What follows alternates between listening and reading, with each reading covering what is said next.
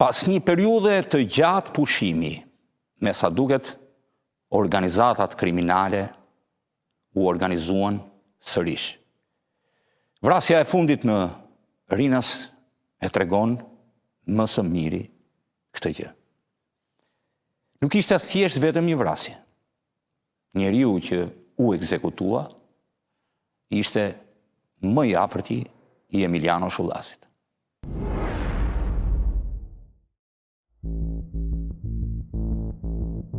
Ty 11 nëntor mesditë, porta kryesore ajrore e Shqipërisë, Rinas. Një atentat tipikisht mafios trondit vendin.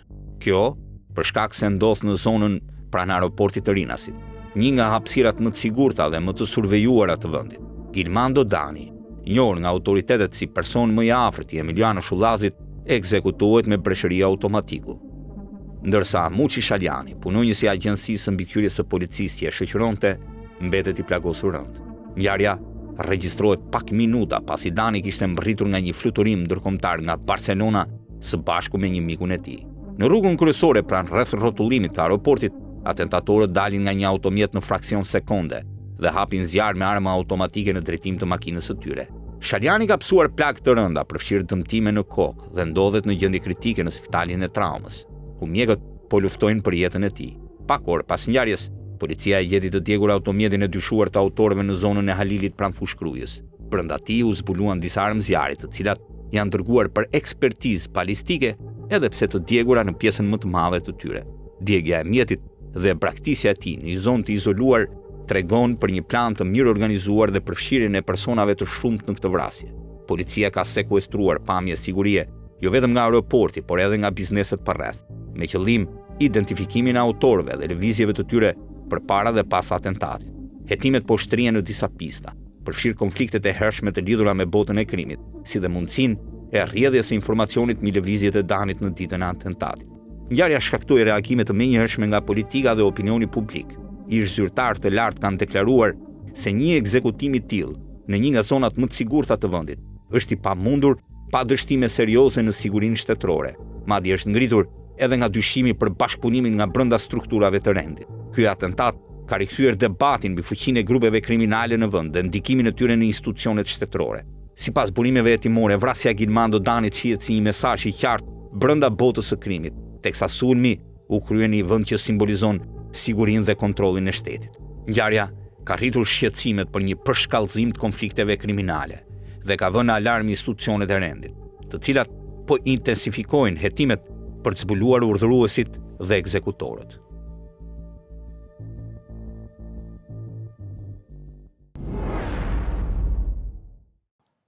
Video e vrasjes u shpërnda me një shpejtësi shumë të madhe në të gjitha mediat.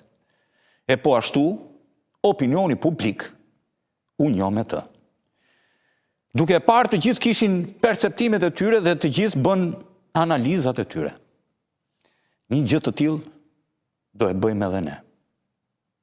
A ishin në fakt ata që e organizuan këtë vrasje profesionistë?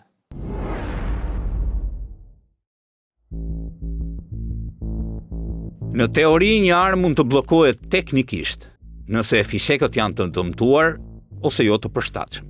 Fishek të prodhuar keq ose fishek të vjetër apo të oksiduar. Mirë po, përpara një vrasje, autorët kryen qitje me armën për ta parë nëse është në rregull apo jo.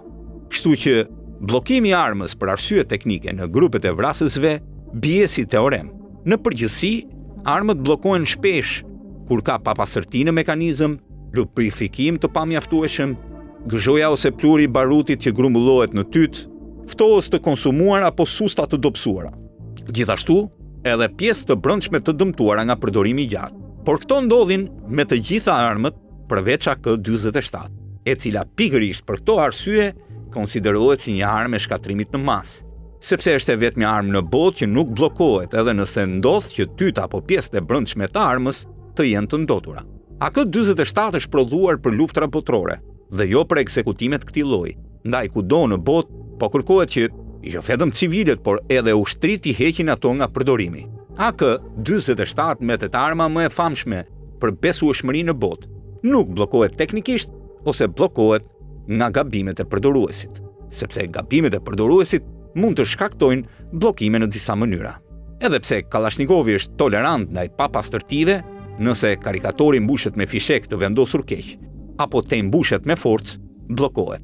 Karikatori i Kalashnikovit rrotullohet në vend, në të kundërt nuk qëndroni fiksuar, dhe ushqimi i fishekëve bëhet kështu i paqëndrueshëm. Dhe ajo që ka ndodhur në rastin konkret është fakti se nëse këmbza nuk tërhiqet deri në fund, dhe nëse e lëshon ngadalë, pra e shtrëngon shumë, në vend që ta lëshosh lirshëm, bllokohet.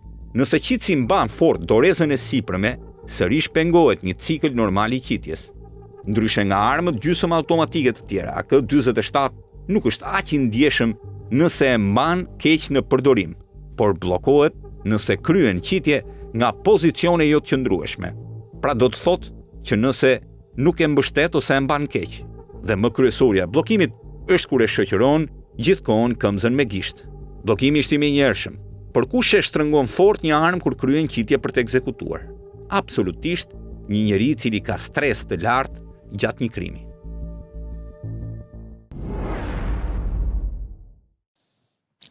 Një nga alternativat në media ishte se ata mund të kenë qenë komando. Mirë po, një komandoje nuk mund t'i bjerë brenda pak sekondash 2 herë arma nga dora. E nëse vërtet mund të ketë qenë komando dikur, ka qenë më i dobti i tokës. Sepse mbi të gjitha një komandoje nuk i bllokohet kur arma.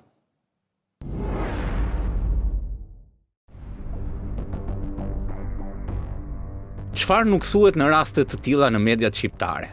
Sigur vrasësit ishin profesionista, apo ish komando e histori të tilla. Por po të shohësh planet, tregohet që ata që vranë në Rinas nuk janë as njëra dhe as tjetra.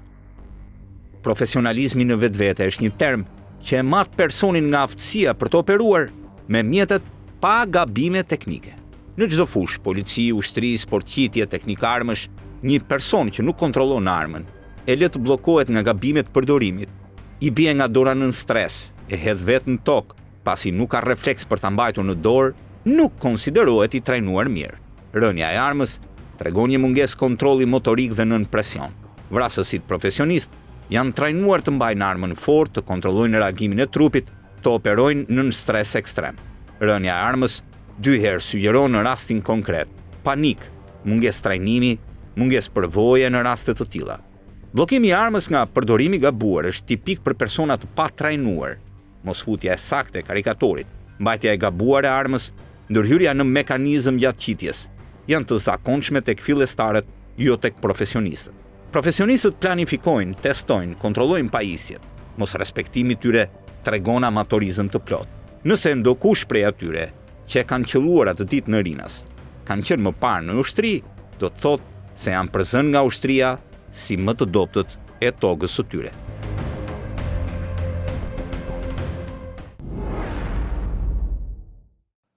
A u prek siguria kombëtare sipas analizëve në këtë vend? Sepse vrasja u krye në rreth rrotullimin e Rinasit. Pak metra nga dalja e pasagjerëve të shumt që përpunon aeroporti më i madh në Shqipëri. Por ka një arsye pse u bë aty. Askund tjetër nuk mund ta gjeje të papërgatitur Gilmando Danin.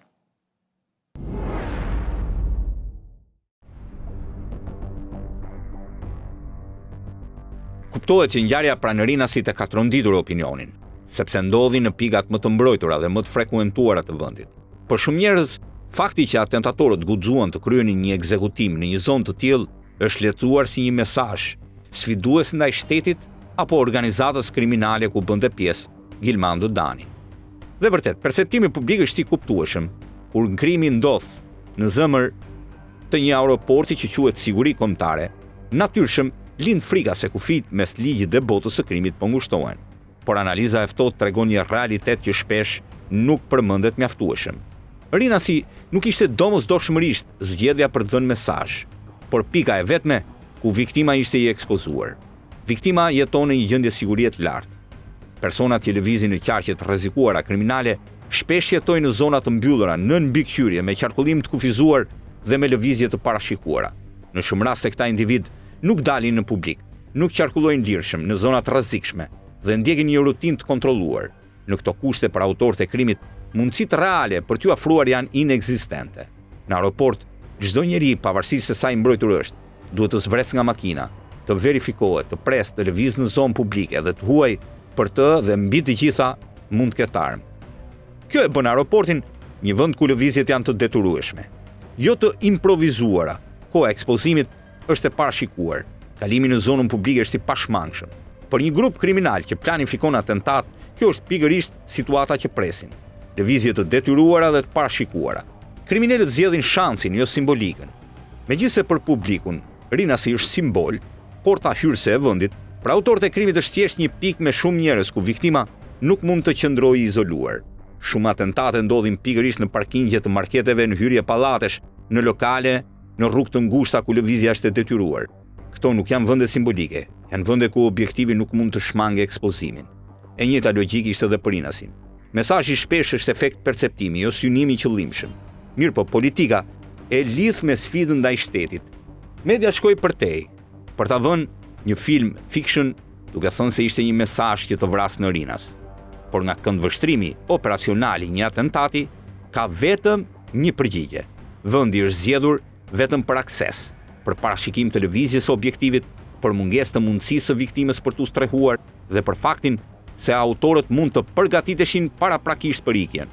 Pra ajo që gjoja e lexojnë për sinjal dhe mesazh nuk është asgjë tjetër, thjesht një rastësi e detyruar e dobësisë së objektivit.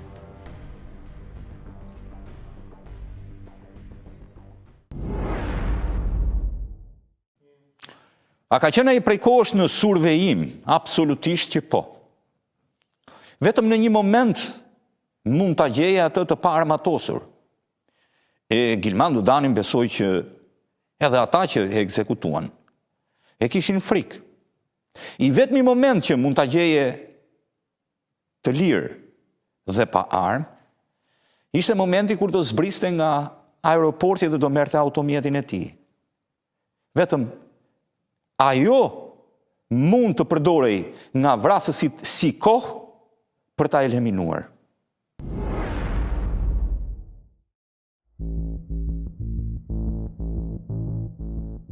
Në një nga interceptimet e policisë, thuhet se viktima kishte marrë një telefonat paralajmëruese nga miku i tij i ngushtë në burg për të ruajtur sepse kishte marrë një informacion se do t'i bëjë një atentat. Ky është një informacion i dalë nga burimet policore që me sa duket të çojnë në një imagjinat se ngjarjet kishin nisur kohë më parë.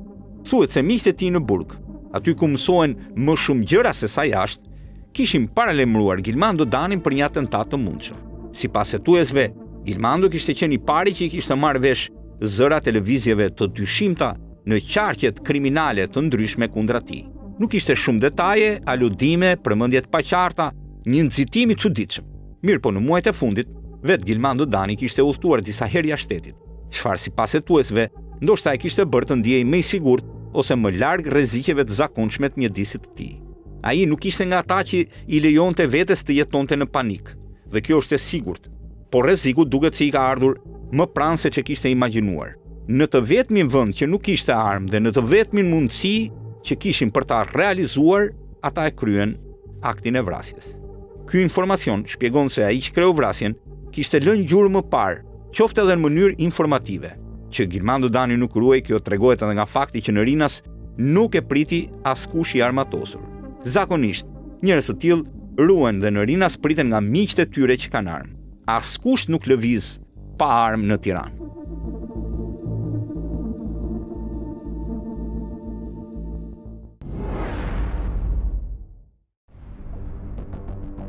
Pse një person i tërhequr nga krimi si Gilmandu Dani mbeti objektiv? Ishte një dinamik frike nga kundërshtarët, një paragjykim apo një paranojë në botën kriminale shqiptare? Rasti një ish antari të botës së krimit, i cili pas vuajtjes së dënimit zgjodhi të jetonte qetë, pa ekspozim publik dhe me synim të krijojë familje, ka ngritur një pyetje thelbësore. Pse të vritet dikush në momentin kur nuk përbën më rrezik të qartë? Në pamje të parë, logjika e shoqërisë së gjerë nuk e shpjegon një veprim të tillë, por logjika e botës së krimit funksionon sipas parimeve të tjera. Në botën e krimit, rehabilitimi personal nuk fshihet nga kujtesa tjetër e rivalit. Edhe kur një person largohet relativisht nga aktiviteti kriminal, rivalet e dikurshëm nuk e shohin po aq qartë këtë ndryshim. Për ta e shkuara është më e fuqishme se sa e tashmja. Në këtë botë, reputacioni është valutë dhe reputacioni dikurshëm nuk shlyhet. Edhe pse një figurë si Gilman Dani që ka pasur ndikim, lidhje apo fuqi, po të tërhiqet, ai perceptohet si person me potencial, shihet si dikush që mund të rikthehet në lojë, mbetet i lidhur me aleanca të vjetra. Në botën kriminale vendimet merren shpesh jo mbi fakte, por mbi frikë, paranojë, thashëtheme dhe supozime. Këto mekanizma janë shumë të fortë se racionaliteti, një fjalë e hedhur, një hamendje, një dyshim i krijuar nga interesat e dikujt tjetër, një informacion i deformuar e të tjera me radhë. Nëse kundërshtarët kishin krijuar edhe gabimisht ide se ai po strukturoi sërish, ai nuk pret prova. Në realitetin kriminal, parandalimi do të thotë sulmoj pari për të vrarë. Mbrojtja më e mirë është sulmi, nuk funksionon në futboll, por funksionon në krim. Nga krahu tjetër, Gilmando Dani në të vërtetë kishte filluar një jetë ndryshe. Ai po përgatitej për një martesë, për të krijuar një jetë të re. Nuk kërkonte shoqërinë me armë, nuk kërkonte të lashe me ligjin. Në burg ka qenë më shumë se ç'duhet dhe nuk do të donte të kthehej sërish. Pra, motivi i kësaj vrasje është i çuditshëm. Askush nuk do ta vriste thjesht dhe vetëm se është miku Emiliano Shullasit, ose dikush nxori nga arkivat ndonjë aktivitet të vjetër kriminal dhe mori hak pikërisht në momentin që do donte të tërhiqej, ose dikush që do të donte të bënte një diktat të madh me krimin që operon në Shqipëri e bëri për ta patur një të tillë. Pjesa tjetër mund të jetë pjesë e një intrige. Vrasje të tilla kanë gjithmonë një motiv. Problemi është se në këtë rast motivin policia nuk e ka më ende.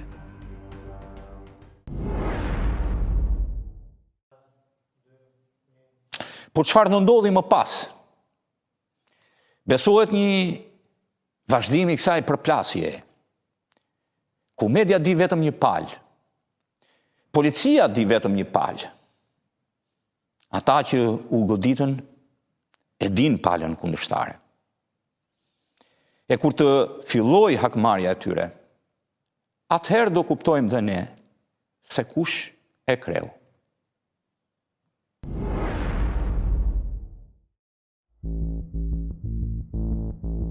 Në shumë vrasje kësaj, sidomos ato të profilit të lartë në krim, si kjo që kemi marrë në analizë, shfaqet një dukuri e përsëritur. Grupet kriminale duket se e kuptojnë pothuajse menjëherë se kush është autori i një atentati, ndërsa policia dhe institucionet shtetërore shpesh flasin vetëm për pista e timi, dyshime paraprake dhe analiza provash. Ky kontrast nuk është rasti, ai rrjedh nga vetë natyra e mënyrës se si funksionon krimi i organizuar dhe si operon shteti. Grupet kriminale nuk funksionojnë në një botë të gjerë si shteti, por në një univers të vogël, të mbyllur dhe shumë të ndërlidhur. Çdo konflikt, borxh, prishje marrëveshje, shkelje territori apo tradhti në botën e krimit është i njohur për ta në detaje. Marrëdhëniet e tyre janë të ndërtuara mbi aleanca të shpallura dhe të fshehta, marrëveshje biznesi ilegale, histori përplasjesh të vjetra dhe informacione të brendshme. Kjo do të thotë se rrethi të dyshuarve është pothuajse i gatshëm para se të ndodhë krimi. Për ta një atentat nuk vjen nga askundje, ai është vazhdimi i një zinxhiri ngjarjesh që ata e njohin më mirë se kushdo. Ndryshe nga shteti i cili mbështetet në procedura, protokolle dhe prova të verifikueshme, grupet kriminale mbështeten tek informatorët brenda dhe jashtë grupit kundërshtar. Rrjedhje informacioni nga persona që lëvizin mes territoreve kriminale, lidhje të fshehta me persona me pushtet që dyshimet e policisë mund t'i kthejnë në prova. Në botën e krimit informacioni lëviz me shpejtësi maramëndse, sepse qarkullon në mënyrë informale. Një telefonat, një takim i shkurtër, një fjali që del nga burimet të brendshme dhe hierarkia më e lartë e grupit informohet brenda minutave. Siç ka shteti inteligjencën e vet, edhe ata kanë inteligjencën që është jo burokratike.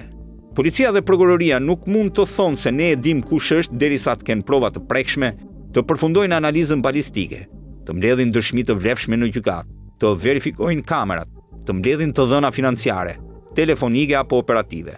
Shkurt shteti është i detyruar të ruaj saktësinë dhe të shmang gabimet. Grupet kriminale din kush i ka kërcënuar, kush u ka hyrë në territor, kush ka patur motive, kush ka bërë lëvizje të dyshimta në ditët e fundit. Kjo e shkurton procesin e identifikimit për ta. 4 ditë pas kësaj ngjarje ata tashmë e dinë se çfarë ndodhi. Grupet kriminale funksionojnë mbi akmarrje gare force dhe prestigj brenda rrjetit kriminal. Grupet kriminale mësojnë më shpejt se kush është autori i vrasjes, së një prej njerëzve të tyre, jo sepse janë më të aftë se shteti, por sepse jetojnë në një univers të vogël, konfliktual që e njohin në detaje. Ne do ta mësojmë më saktë se kush ishte në Rinas, apo kush e porositi atë, kur të merret hak në fakt ose në goditjen e rradhës.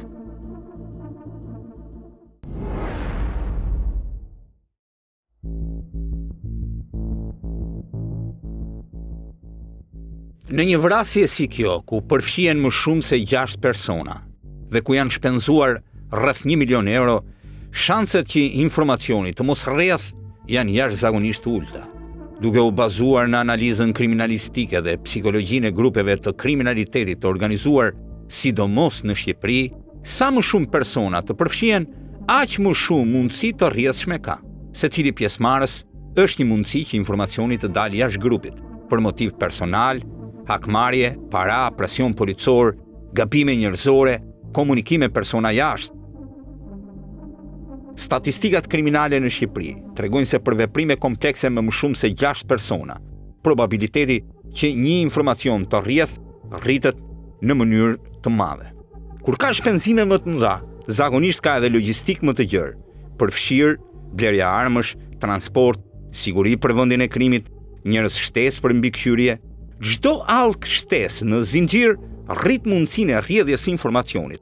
Grupet kriminale zakonisht përdorin disiplinat rrepta dhe pseudonime për të kufizuar rrjedhjen. Por në realitet, asnjë plan nuk është 100% i sigurt. Njerëzit gabojnë, flasin nën presion ose përfitim.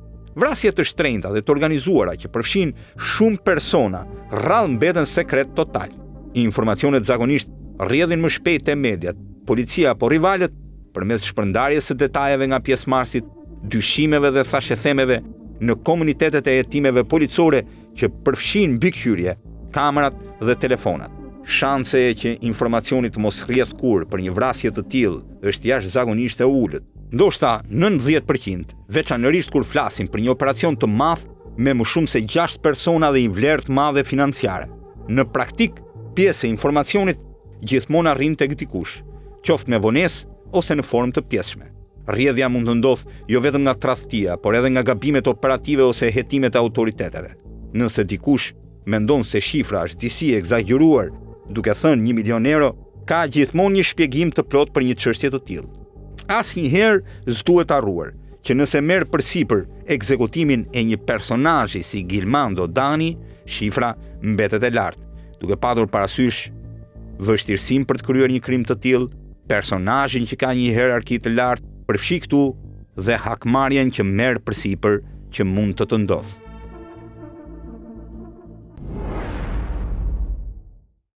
A mund të mendohet që të vrasësh brenda organizatës së Emiliano Shullazit që të mos ketë një hakmarrje? Kjo ka 0,6 të ndodhë.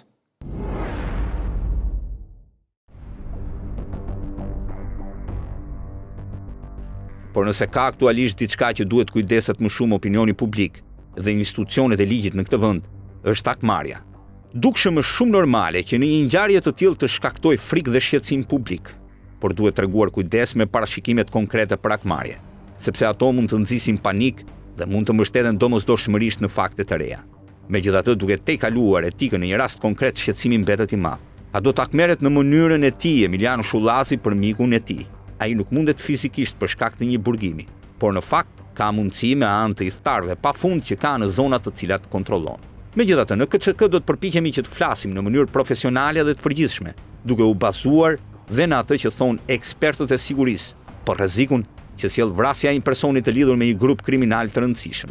Ajo që pranohet është se një ngjarje e tillë objektivisht rrit tensionet në botën e krimit dhe përbën një shqetësim të kuptueshëm për institucionet e sigurisë. Kur viktima është e lidhur me emra me peshë në krim të organizuar, rreziku për përplasje të tjera nuk përjashtohet. Kjo është një dinamikë e njohur në kronikat e krimit jo vetëm në Shqipëri, por kudo në rajon dhe Europë. Shteti nuk mund të punojë mbi supozime personale.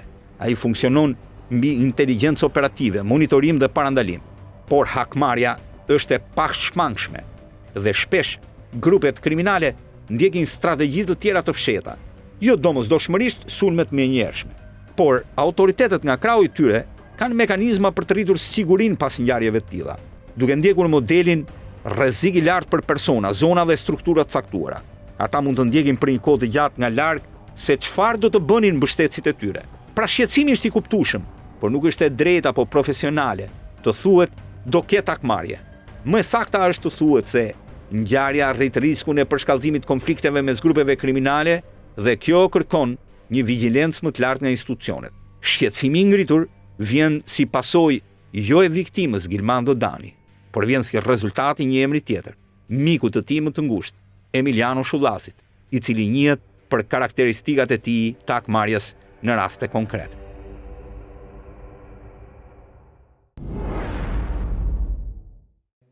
A ishin vrasës perfekt? Ne mendojmë që jo. Në vendngjarje u lanë disa gjurmë, e gjurmët ishin të shumta. Çdo kush mendon se është vetëm një çështje kohe për identifikimin e plotë të tyre.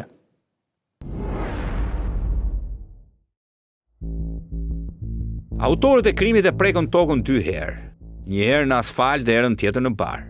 Pa mund të lësh gjurmë gishtrinjsh edhe në bar, edhe në rrugë automobilistike, edhe gjurmët mund të jenë të përftuar nga policia. Gjurmët e gishtrinjve në bimësi, tokë, bar të njom, nuk mbeten si gjurmë klasike me detaje lëkure. Nëse prek barin, sidomos të njom ose me ves, si në rastin konkret, prandaj rrëshqet njëri prej tyre. Mund të lësh deformim të fletës së barit, shtypje nga pesha, zhvendosje të fijeve të barit, gjurmë lëngjesh natyrore nga lëkura. Pra ka shumë mundësi që në rrëshqitjen që ka tek bari e ka lënë një gjurmë të ADN-s së tij, ose një formë të dorës ku u mbajt në tokë. Nëse nuk do të rrezikojë, por thjesht do të merrte një send nga toka, rrallëherë krijohen gjurmë të qarta papilare, sepse bari nuk është sipërfaqe e lëmuar. Dhe gjurmët janë shumë të përkohshme dhe i zhdukera, lagështia, dielli, njerëzit që kalojnë me njerë, ndërsa ndryshe ndodh me gjurmët e gishtrinjve në rrugë automobilistike. Mund të lësh gjurmë nëse ka pluhur mbi asfalt, është sipërfaqe e ndyrshme, është e lagësht, personi ka djers, vajra natyral ose substanca në duar. Këto gjurmë që quhen gjurmë latente por në terren të hapur janë shumë të vështira për të ruajtur. Asfalti është poros, i ashpër dhe shpesh i ndotur. Kjo e bën shumë të vështirë marrjen e një gjurme të qartë. Gjurmët mund të ekzistojnë, por janë zakonisht jo të përdorshme. Hetuesit mund gjejnë gjurmë vetëm në rrethanat veçanta dhe zakonisht jo aq të qarta sa për të krahasuar me një person. Më shpesh në rrugë merren gjurmë këpuce, goma, substanca, mbetje, jo gjurmë gishtrinjsh. Por mund të gjejnë edhe ndonjë pikë djerse, që me floku apo pjesë tjetër e ADN-s së trupit të njeriut, që gjatë një aktiviteti fizik e lënë në tokë kur përkulesh.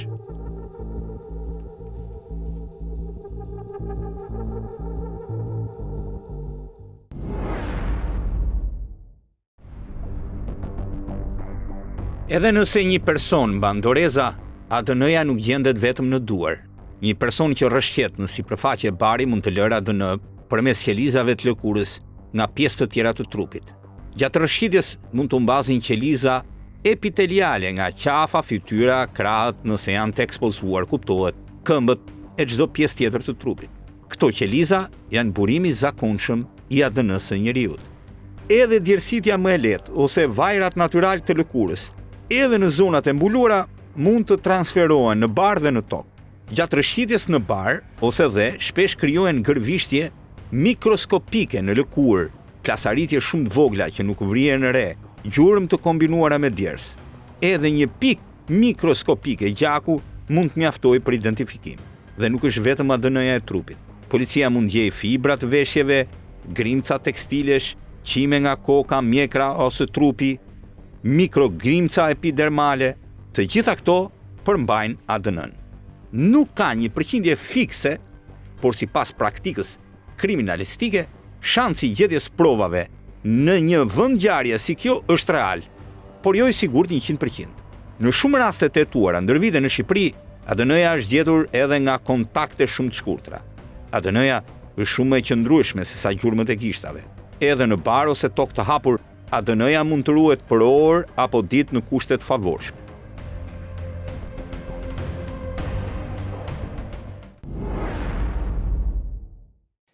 Vrasësit përdorën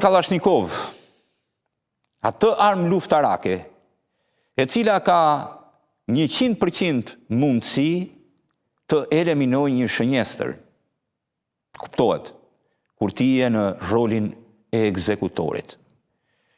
Plumbat e Kalashnikovit, nëse prekin vetëm një nga kapilarët e gjakut, shkaktojnë një vdekje të menjëhershme.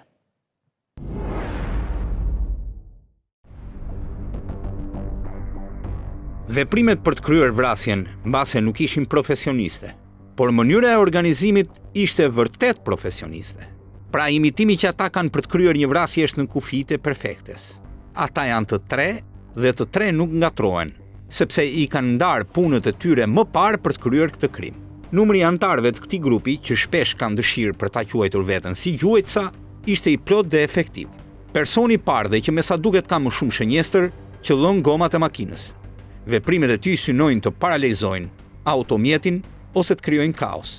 Antari i dytë është njeriu që ka marrë përsipër të ekzekutojë shënjestrën kryesore që është pasagjer, përgjegjës për të sulmuar pasagjerin e parë brenda makinës. Roli fokusuar drejt për drejt te viktima e caktuar, ndërsa antari i tretë është përgjegjës për të qelluar drejt shoferit dhe për të kontrolluar lëvizjen e automjetit. Siguron që viktimat kryesore nuk mund të kenë mundësi të shpëtojnë. Struktura është e plotë dhe operative. Grupi vogël dhe i specializuar, kur çdo antar ka një rol të qartë dhe të ndarë. Koordinimi kryhet në 3 sekonda pas sinjal. Ata e kanë të ndarë përgjegjësinë përpara nisjes së tij. Çdo veprim është i planifikuar sipas arendit të sulmit. Paralizimi i automjetit, sulmi ndaj pasagjerit, sulmi ndaj shoferit. Shkurt, role të ndara, të qarta për një efikasitet maksimal. Sulmi i koordinuar kërkon planifikim paraprak dhe njohuri mbi lëvizjen e viktimave, pavarësisht se sa gabime bën pas aktit të parë. Zakonisht, ata kanë bërë në plan vetëm gjuajtjen e parë me cilin kujtonin se do kishin sukses. Më pas, çedojnë në lëvizjet e tyre.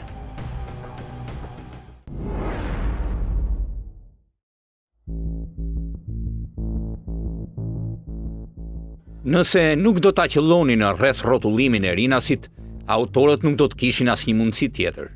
Për shumë arsye. Ata kishin shënjesur 2 persona që udhtonin me një S-Class 2024, ndërsa vetë kishin një Toyota CHR. Vrasësit me Toyota Hybrid do të merrin një shpejtësi nga 0 deri në 100 km për të paktën 8.1 sekonda.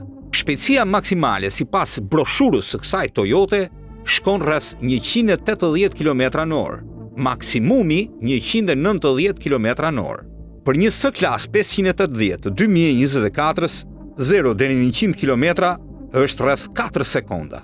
Shpejtësia maksimale teorike pa limitues shpejtësie për këtë model është 310 km/h sipas burimeve të vetë kompanisë. S-Classi është shumë i shpejtë. Akseleron pothuajse 2 herë më shpejt se Toyota. Në një rrugë me shpejtësi S-Class do të jetë shumë dominues. Fillimisht për shkak të startit të madh që ka dhe pastaj për shkak të shpejtësisë maksimale shumë herë më të madhe.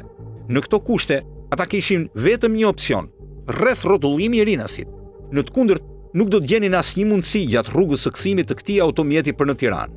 Mund të gjeni një ngadalësim shpejtësie në hyrje të kryeqytetit, afër kilometrit 0 në autostradën Tiranë-Durrës.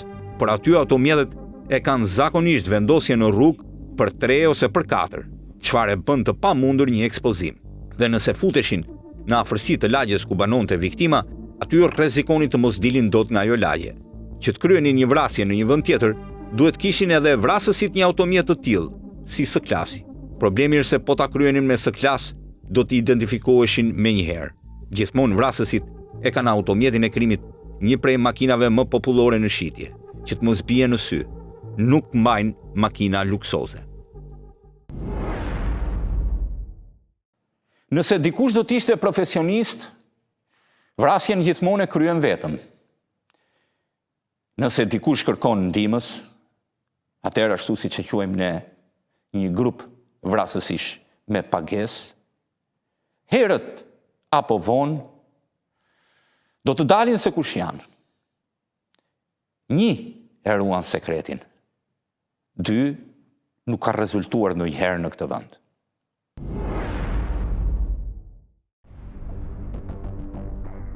Kur flitet për krimin e organizuar dhe vrasjet me pagesë, shpesh përdoret termi vrasës profesionist. Ky term nuk përfshin thjesht aftësinë për të kryer një akt dhune, por sugjeron një qasje metodike, të planifikuar dhe të përkushtuar ndaj veprimeve të tij. Një nga tiparet më të shquara të një vrasësi profesionist është veprimi i vetëm, pa ndihmën e të tjerëve. Arsyeja është e qartë. Çdo ndihmës rrit rrezikun e zbulimit. Kur vepron vetëm një profesionist, kontrollon çdo hap të operacionit, nga planifikimi, vëzhgimi i viktimës, zgjedhja e kohës dhe vendit, deri te ekzekutimi i aktit të vrasjes. Çdo ndërhyrje e jashtme mund të çojë në gabime, të lëgjurëm dhe të bën që policia ose organet hetimore të gjurmojnë lehtë veprimin tënd. Për më tepër, veprimi vetëm reflekton efikasitet dhe disiplinë të lartë. Një vrasës profesionist nuk vepron impulsivisht, nuk lë pas shenja dhe di se çdo detaj është vendimtar për suksesin e operacionit. Pavarësisht nga etiketa e tmerrshme e veprimit, kjo qasje tregon një strategji të fortë të planifikuar, e cila e dallon nga aktet e dhunës spontane ose nga krimi organizuar, i zbatuar nga grupe me më shumë antar. Megjithatë, ky profesionalizëm nuk e bën veprimin më të lishëm ose më të pranueshëm. Përkundrazi, tregon një nivel të lartë të kalkulimit dhe vendosmërisë kriminale. Kjo karakteristikë e vetmuar është ajo që e bën vrasësin profesional shumë të rrezikshëm dhe të vështirë për t'u kapur nga autoritetet. Në përfundim, vrasësi profesionist vepron gjithmonë vetëm, jo për glorifikim të dhunës, por për kontroll maksimal, efikasitet dhe fshehtësi. Kjo qasje e dallon nga çdo akt i zakonshëm i dhunës dhe e tregon si një operacion të sofistikuar kriminal. Fakti që ai zgjedh të veprojë pa ndihmë nga perspektiva taktike është çelësi i suksesit të tij, por njëkohësisht mbetet një simbol rreziku për shoqërinë ku ai jeton.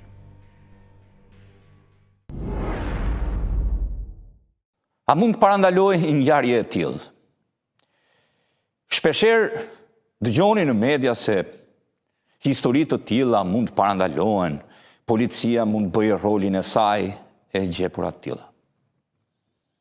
Nëse e quajmë krim të organizuar, krimi i organizuar mund të vrasë në çdo kohë dhe në çdo moment. Nëse ka një parandalim, parandalimi vjen vetëm atëherë kur ata që e kryen një vrasje kapen dhe dënohen sipas ligjeve në fuqi. Kjo është e vetmja detyrë që organet ligj zbatuese në Shqipëri mund ta bëjnë.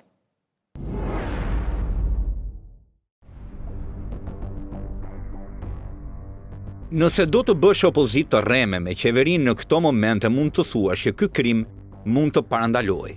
Por nëse ke një pikpamje realiste dhe reflektive del në përfundimin e plot, se në rastet e krimit të organizuar, vrasjet jo vetëm që nuk mund të ndalen, por as të perceptohen se do ndodhin.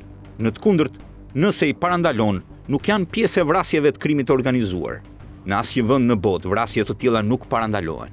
Policia nuk mund të parandalojë ngjarje sepse grupe të tilla veprojnë me planifikim, fshehtësi dhe vendosmëri. Kur një grup ka vendosur të kryejë një vrasje, probabiliteti që ta realizojë është jashtëzakonisht shumë i lartë. Kjo e bën parandalimin proaktiv jashtëzakonisht të vështirë. Patrullat, kontrolli i automjeteve apo kamerat nuk janë gjithmonë të mjaftueshme për të ndaluar sulmin në momentin që ai është vendosur. Në këtë kontekst, parandalimi i vërtet ndodh në mënyrë retrospektive ose analitike. Gjetja dhe arrestimi i autorëve, kapja e grupit dhe heqja e mundësisë për sulme të tjera. Zbulimi i motivit dhe lidhjeve të tyre, çmontimi i strukturës së krimit të organizuar, përdorimi i inteligjencës policore dhe gjetja e ndonjë bashkëpunëtori drejtësie. Pra ndërsa policia mund të zvoglojë vetëm rreziqet, siguria maksimale arrihet vetëm përmes zbardhjes dhe neutralizimit të autorëve, jo thjesht përmes pranisë fizike apo patrullimeve.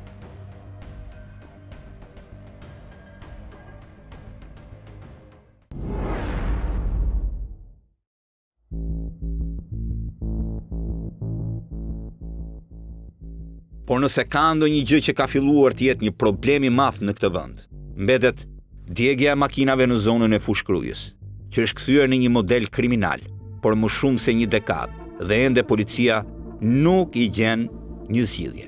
Ky mbetet një problem i madh dhe real. Shumë atentatet ndodhura në Tiranë apo në zonat përreth, sidomos atentate mafioze, përfundojnë me djegjen e makinave në fshatrat e fushkrujës. Kjo përsëritet prej të paktën një dekade. Kjo situatë hap natyrshëm pyetjen: si ka mundësi që i njëjti skenar ndodh vazhdimisht e megjithatë autorët rrallë identifikohen. Kur një metodë kriminale përsëritet për shumë vite, institucionet duhet parashikojnë modelin, të organizojnë patrullime specifike, të kenë survejim të shtuar në zona të njohura si pika të djegjes së makinave dhe të vendosin plane operacione mbuluese pas çdo atentati.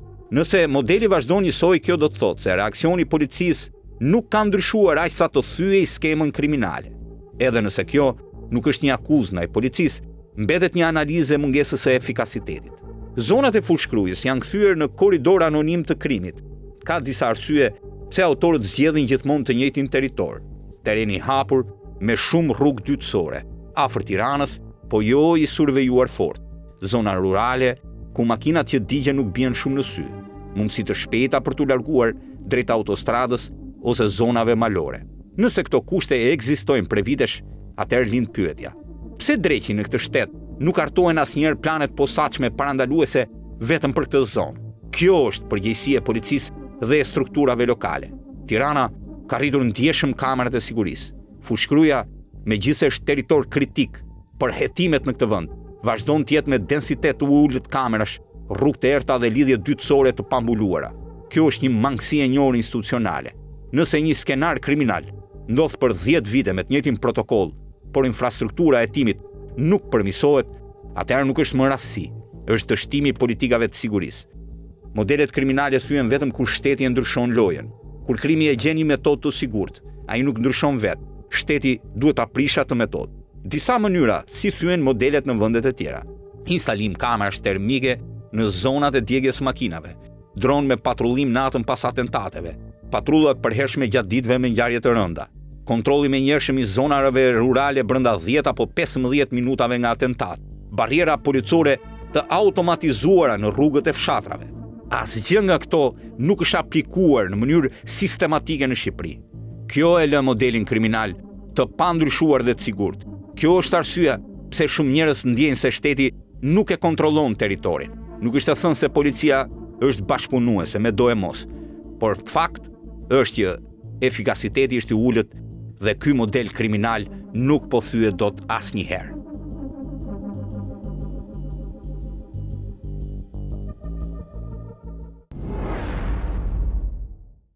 Kuptohet, tronditja e opinionit publik ishte fakti që vrasja ndodhi në një nga vendet më publike të kryeqytetit shqiptar. E në rrezik u vun jetët e shumë vetave. Mirë, po kjo është Shqipëria. Gjithmonë duhet kesh pak fat të shpëtosh në histori të tilla. Natën e mirë dhe paçi fat.